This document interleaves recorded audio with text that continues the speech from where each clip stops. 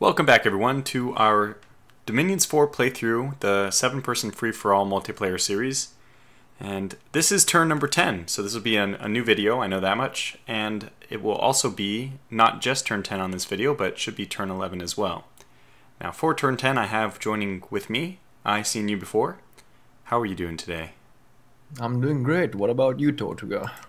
I'm doing good. A lot of diplomacy has been going on in the background, and I can already see how this can be very draining, like keeping up with all the diplomacy off screen. But it's also really exciting.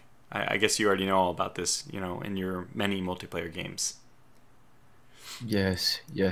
My advice to anyone wanting to play multiplayer is don't play more than 2 games at the same time. Well, for me, even one is draining. Now, as a product of some of those off-camera dealings, Agartha and Shinuyama are now in an alliance, and I guess this message will basically make that official. So Agartha says, as we discussed through the winds of magic, I have sent you the 10 fire gems that your sorcerers can make good use of, and to cement our renewable peace of 12 months. As this is the 9th month, that means our peace will run through the month 21, so turn 21.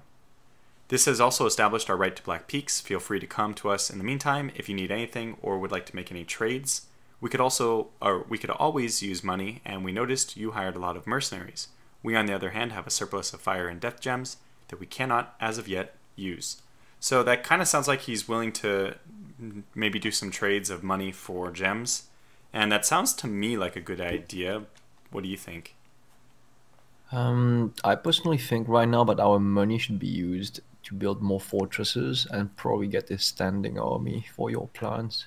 Yeah, that is true. As soon as we get like the 3rd fortress up, though, we might have a little bit of money. I guess we just don't need gems right now because we're not using them, but maybe in the future. Okay, so then we have our prophet. I didn't rename him, so he will always be Yukinaga the Heart Hider. I probably should have renamed him first, but the good news is I did rename everyone else, so we do have new names in there. We have this battle, which is the Hobbit people taking over the independent province, and I think this is a rather quick battle. We just have militia. Should be pretty quick. Militia and some archers. We'll rout them pretty quick. And there it is. So did we lose anybody? Yeah, we lost 1. And then this is actually interesting. This is Vanheim taking over the province of Belagor with our scout was there to observe it. So this will be interesting. I might need your commentary on this, on what we're actually seeing here. Yeah, so right off the bat, Vanheim is casting a Divine Blessing on his sacred units, which are right now kind of transparent guys on horses. They are known as the Vanias, also aka the Vans. That's how they are nicknamed in the game. They already have a very strong movement speed and defense skill, and the bless that he got complements them really good. Holy cow, 24. Yup.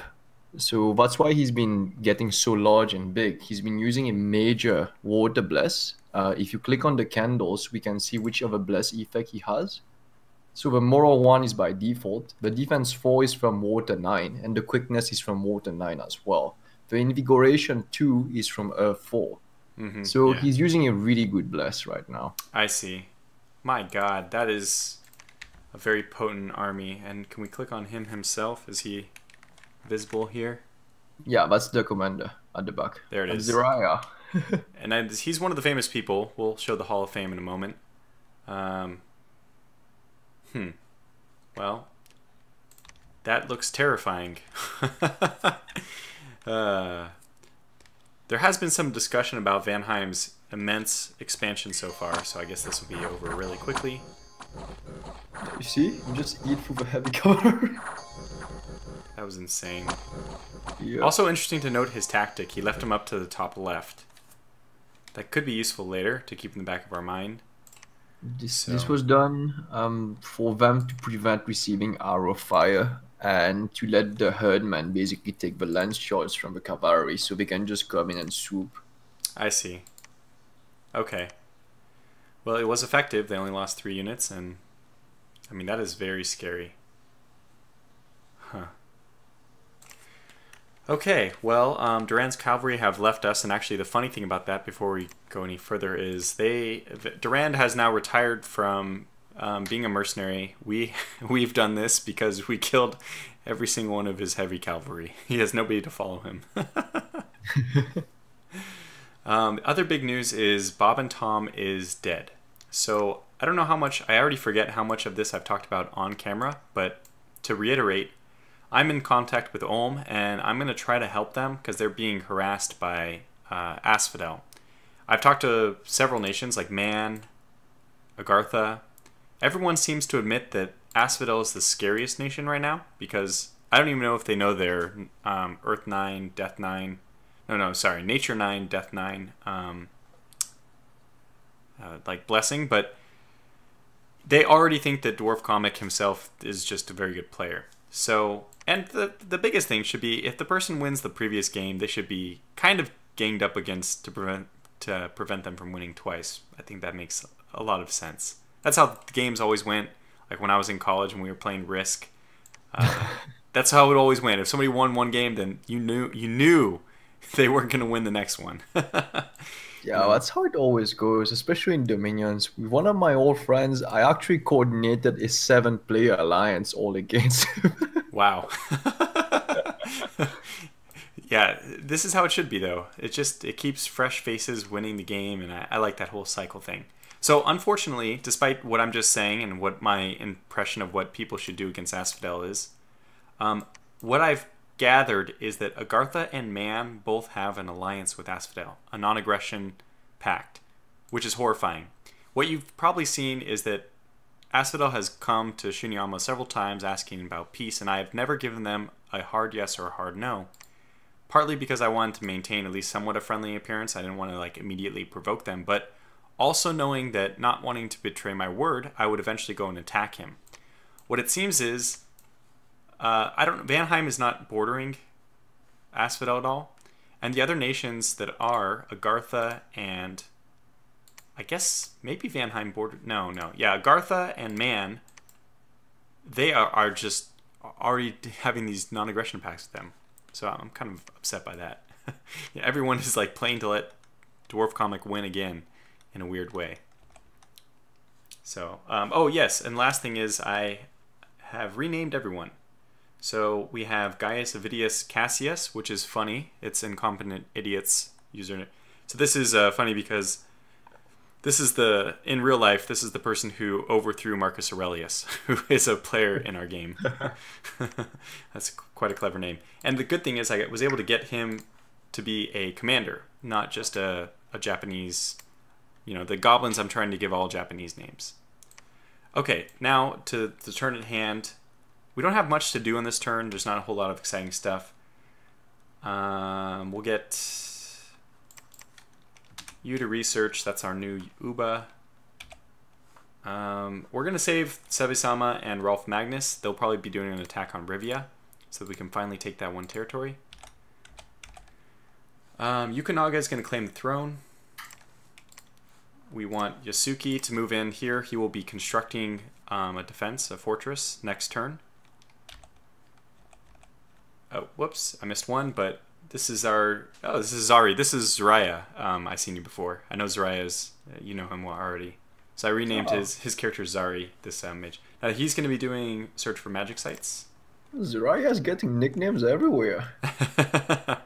Smart man. Yeah, Next best thing to playing. Okay, we'll send our scout into Asphodel proper to give us better location... better information on their lands. Shirikawa, that's not the full name. Shirikawa Shi. I guess we'll move him this way so we can get better scouting of where Asphodel lies. Similarly with Kinfusa, which is not a renamed. This is available for naming. What do you think? If we want to get better vision of Asphodel, do we move him east or? If we move east, we'll be between Mena and Golfa. So I believe moving him southeast, would be a bit better. Okay, so we'll leave him in that one. Yeah. We want them to go into the lands of Airmore, so we can keep getting... This is a really good one. We'll have good vision of who's controlling all these locations. And Asukai Rin. is going to move eventually to get to either Great Woods or Oaklands. Probably Oaklands, then Great Woods, then back to Shinuyama to refuel on people. Now, this is one thing I need to ask you a little about. I've seen you before. I have the idea to attack Asphodel eventually. Yes. Fordo Boggets, we've seen with their Black Centaurs, is probably not going to be much of a... he's not going to be much use in that attack, right? Yeah, he won't be able to withstand a blow from those guys. Okay, well, I have two ideas then. Either to move south, then into Airmore's lands. Basically, I think from the reports, Vanheim is just gobbling up Airmore, and they will soon be out of the game. That's my understanding. That's how bad the situation is for them. Which is kind of good news for me because I don't like their dominion. No one does. Right. That's the whole point. If you pick Airmore, expect to be dogpiled on. So I suspect that a good idea, I think that this turn I'll be moving down, because this is just a really small defense. Defense 1, 2, 3, something like that. But should I keep going south, or should I kind of button hook into the Asphodel lands? Let's probably head south so that we have a better idea of where his armies are on the next turn. Okay. I mean, if this is Airmore over here, I'll definitely go and claim it. But I kind of suspect that Asphodel, like, this is only 3 provinces away from Asphodel's home. Although I don't know exactly where Airmore's home is. I actually thought it was here. So I'm now wrong. It's obvious, but they could be here. I don't know exactly.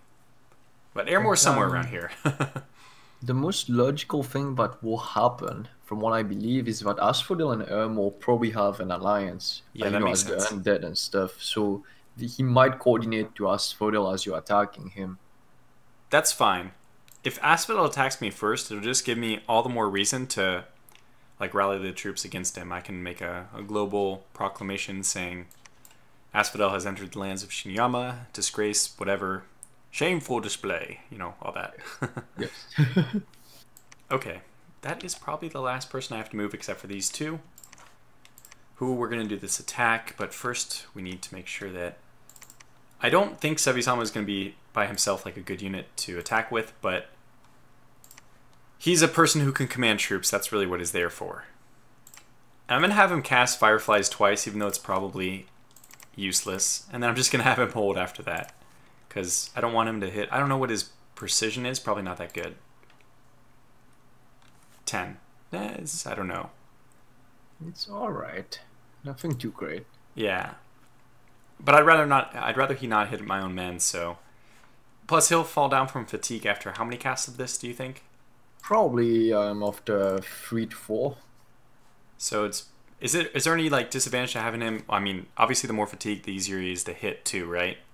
Yeah. But if he gets into any kind of combat, he's dead anyway. Yeah, he's dead anyway. He'll die in one shot, pretty much. Okay, I'll just do 3 things, and then we'll just keep him towards the back. In fact, he's already towards the back, but let's get these guys both to the back, and then let's just try to give both these archers a lot of time to fire. So let's get these guys to go that, I guess. Fire it closest. And you will protect them, and you also fire it closest. There it is. Okay, how does that look? Yeah, that looks pretty good. Okay, well, let's hope that they succeed. This is just 20 beast tribe, whatever. Oh, it's because there's death 1 here. I wonder if some have been dying off. There might be a site right there, actually. They will only die if the death affects the supplies enough for them to starve, which I don't think will happen because those guys probably have wasteland survival, if I remember correctly. Uh-huh. Now, every now and then when these magic sites have death, they can give your person an infection. Is Sevisama a disposable enough unit to bring them in there? Yeah, he's pretty disposable. Yeah, yes. Okay. Yeah. And we can just send him north and... can he spread infections to other people? No. That would be pretty cool if you could give him like a plague, like the Black Plague or something, and then you can sneak him into an enemy capital. Well, not much you mentioned, but there's actually an item that lets you do That's pretty cool. Okay, well, actually... Oh, yeah, we need you... Okama no Semi to move home to do research eventually. But wasn't it to Sal? It was to Sylvania to build a laboratory, if I remember correctly. Oh, I thought this was the person returning. Oh, okay. Yeah. Wait, I don't remember. I think we said she would go search the province, then return. Oh, okay. Good, good, good. Yeah. That's true. Because this is going to take, what, 3 more turns? So she can search, 2 more turns, get back, 1 more turn. Perfect. Yeah. Okay, then we'll have her site search and return afterwards. Good. We have 1 more. I think I'll move. This one gives a good vision, I think, so I'm going to move him north. I'm pretty sure this army is going to move east. At some point, I'm going to complain about that. Because I might need to send a message to Vanheim saying, hey, you're getting really close to my territory. And we're feeling a little uncomfortable. Okay, well, that is everyone. The last thing we need to do is recruit. And we're going to do our our Kappa attack. 1, 2, 3. 1, 2, 3, 4, 5. I wonder if 35 is enough or if I should just make it an even 40. 35 should be good enough. Okay, that's fine. Okay, 35, and that leaves us actually still a high number of resources in gold. So I suppose we'll get some more Dai Bakemono. Unless you think we should save it for the the fortress next turn. Yeah, next turn we'll need 800 gold plus 500 gold, so about 1300 gold. Okay, then we need how much is our upkeep? 158. So we get essentially 1,000. Slightly over that, but we get 1,000. Yeah, I would recommend to keep at least 200. Okay, 200 fair enough. Gold-ish. Yeah. So basically, no, no longbows this time. Okay, that's fine. Keep things really simple. You can all claim the throne, and then next turn he'll move back. And on that same next turn, if there's any money left over, I guess there won't be. But oh wait, the lab. Actually, we don't have to worry about the lab. I was double thinking. Yeah, my bad. Yeah. My bad on this one. You can actually just recruit torches. Yeah, that's fine. It doesn't matter. In some really minor way, it's better to recruit them as late as possible, just because then you pay upkeep on them less. But if we want a big army to go with Yukinaga, and I think we do, then yeah, we should start doing the resource-intensive units first, and then we'll see how much money we have left over when he gets back to build or to buy the Bakemonos. And could you double check the research for a second, please? Sure. Okay. Could you click on enchantment? And then press the letter D. Death. Okay, so we are 1 level away from getting raised skeletons. That's gonna be really handy for us to fight Asphodel. That's gonna help with the Ubas are good at doing the raised skeleton, right? Yeah, exactly. They'll be able to spam it, and hopefully they'll give enough of a meat wall for your archers to be shooting arrows. Ah, yes, good point. Very good point. Yeah. Okay. Yeah. Okay, well, I think that's it for this turn. There's nothing I'm missing, right? No, I think not. Okay, so if I have anything else, I'll just bring it up. Since this will be a 2-episode or a 2-turn episode, I'll just bring it up at the beginning of turn number 11, which I guess since I'm the last person to submit this turn, we will get right away. So until then, well, I guess it'll just be a couple seconds for you. Stay tuned for turn 11. And thank you, of course, to I've Seen You Before for joining me again. No problem, my pleasure. And we're back, and here we are with turn 11. Today, I have I've Seen You Before joining me. Again, thank you. Hello. Hi, how are you? Good. So no diplomacy has taken place since the last video. And we've completed this turn, actually. We just have man. I don't know what this is. This is some roleplay stuff, but anyways, we'll read it, and I'll let everyone wonder at what this might mean, along with me and I've Seen You Before, who can't really make heads or tails out of it. Hear ye, good peoples of the realm. In recent days, hawkers and peddlers have been trying to sell various appendages and accoutrements that they claim comes from an Etten recently killed. The scribes remind the general populace that Ettins and the like do not exist, and any hawker caught in the Grail Castle selling this nonsense will be expelled from the castle and all their wares confiscated by order of Father Martin, scribe of the Grail. It might just be for fun that since Bob and Tom were killed, people are supposedly selling their goods at, like, you know how there's that whole superstitious feel to like the medieval times. That's how I kind of take that. This is also from Man. Greeting, friend Goblin. We wish to inform you that due to proximity to our castle, we will be claiming the lands in the mountains to our north, 119 and 127, the Knights of the Grail. Those lands are Haloma and Rasenna, which we originally were fighting over Vanheim with, but I guess Vanheim has conceded them to us. Really what they meant is conceded them to man. We don't have any interest in these anyways because we don't have an army in the area. Next we have, we claimed the Throne of War, and that actually caused a worldwide event. Unrest has increased, but is that a big deal for us? 7. Does that mean we have to increase our defenses? Or how does unrest work? Unrest usually goes down by itself if you have order skills inside it. Yeah, we do. That's true. Yeah. Oh, we don't have order here. We do over there. Okay, we have order skills in most of the places that we own, except for all the ones to the west. Okay, there's a slightly higher unrest out here too. At worst, you can just put about 10 province defense to increase the patrol strength. Okay, well, we'll see. Actually, we don't have any money left to do anything. I didn't end up getting the defense here, which I meant to do, so I might as well get that up to 5 now. Which, by the way, I guess is like that we did take that province from Airmore, Perenna, so we can view that battle. Actually, this is kind of a useless battle to view. It's just an instant death. Their ghosts ran away, I guess, because they didn't have any leader. And that's it. Victory. Rivia was a little more interesting. This is where our crossbowmen and the one shaman attacked. Shaman only there to control troops, not there to do anything. But he did actually get a few effective attacks with his fire sparks. He was able to actually hit someone with one of the worst spells in the game. Yep, see, there it was. Like 4 damage for each of those people. And unfortunately, we lost one Bakemono.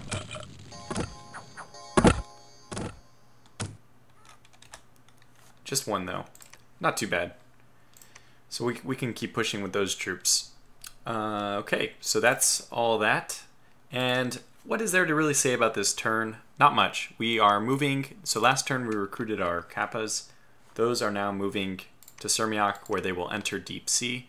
And they will eventually position themselves in whatever the province is, whatever the name 46 is, so that we can keep an eye on all of what Asphodel is doing. We also see that Airmore is here, which is probably how Asphodel got penned in. We are boxing them in, and where did they expand to? I don't exactly know. So we're going to send a scout over this way and to this province, so hopefully we can get a better lay of the land over there. That's a fantastic province for a scout. Otherwise, we'll be over here, and we'll be able to see here, which is nice. 2 provinces that we can't see from the lake. And what else were we doing this turn? What am I missing? Oh, I guess this attack here. I don't know if we have enough, but I Seen You Before has convinced me in a long discussion off camera that that our troops, 20 though they are, just a few, can defeat 60 of the Jaguar tribe. I hope that's the case. But that's true because the Jaguar tribe slingers and warriors are just plain horrible. Yeah, the slingers are. And they have very low morale. So what will happen is that as a few of them keeps dying, they will just rout instantly. I'm hoping so. And we do. They will be first running into. Whoops. They will be first running into our wall of Bakemono. So yeah, there's definitely a possibility that if they don't get overwhelmed, we will hold out and defeat them. But if they get by our Bakemono, we're screwed. Yeah. Anyway, so that's the plan there. We're gonna move west over to Ostmark instead of throwing our lot in with the I just want Vanheim to take the brunt of Ermor's army. I might even send a message just about saying, so let's see, what's his ruler's name? The Lich King. I might send a message to the Lich King saying something to the effect of, "Don't mind the hobbits, we're just scurrying about our lands in search of Mount Doom," or something like this. We don't have any, designs on their land, so. Yeah, actually, I don't really know what else we have to say about this one since we did it off camera. We'll just move Uber back to build a laboratory, so we're able to recruit more Ubers and boost our research. Otherwise, our forts at Sylvania and Canaan is almost done as well. Yeah, 2 turns and 3 turns. Yeah, and then we'll be building a new fort on the throne to protect it from enemy hands. Yeah. Yeah, I guess that's it. Oh, I am also sending a message to Vanheim to tell him that this is our territory, so is Koromu, so is Tamiglia, so is Toledo. I just want to let them know that they've expanded a little bit too far, that this is now way too close for us, and we'd feel very uncomfortable with their territory this close to our home. So hopefully he responds, removes his presence, and yeah. I hope so. So He probably doesn't want to get into a war with anyone else until he's done dealing with more. Right, that's a good point. That he's actually doing a really good job of expanding at the same time that he's in a war with Ermor. I guess Ermor is just extremely weak. From what I can say is that Ermor depends on his dominion strength, right, to get a lot of undead units. But it doesn't seem like Ermor took a lot of dominion. Well, yeah, he only has 1 candle 2 away from his home. Only has 1 candle 1 away from his home. Only has 1 candle 2 away from his home. Yeah, it doesn't. Either he got extremely unlucky, or yeah, he doesn't. Yeah, I think because this is 2 away from us and 2 away from them, and we have dominion strength over it. Yes, and I have a feeling that he may have not taken such a strong dominion strength to avoid, spreading his dominion too fast and getting people to attack him. That's funny. I actually just I had the same thought, that maybe he did that to be nice, to avoid being attacked, and here all it led to in the end was us crushing him faster. Exactly. That's pretty I guess you can't go halfway with Ermor. You're either all the way in evil and everyone hates you, or you don't play them. Yeah, you play early age Ermor. Okay, still well, human. That is going to do it for this episode. Note that we didn't have enough. Oh, we did re-recruit, of course. Always and forever, Fordo Boggett will be forever with us. And we're moving this army who captured the Rivia. Barbarians are a little threatening, so I'm just going to move them over to Talito for now to take down the Wolf Tribe people. And we'll have much, much better vision on where exactly Asphodel is in the next turn. Which, I mean, every one of these episodes, I gotta say, my heart is in my mouth or in my throat. Every time I open up the new turns, I expect some huge attack on me. I don't know why. I think Vanheim will pretty much be everyone's target afterwards. It's gotta be. They're huge. Yup. But I'll let them know that this is too far. That they've crossed a line. Even though they've already crossed some other line that made Man and Agartha very uncomfortable with them. And I'm sure that once Ulm is done with Asphodel, Ulm and I will probably be fast friends for the rest of this game, because I'm coming to their aid when no one else will. I'm assuming so. Yeah. In fact, Man might just be Saruman, because he lives in a tower of Avalon. Yeah, he really hasn't expanded anywhere. Yeah. Well, I'm going to call this one to a close, so we'll just keep this nice and short, and this will be the conclusion of this video. So stay tuned for the next episode, which will be turn 12, and depending on how long that one runs, maybe turn 13 as well. Until then, thanks for watching, and take care.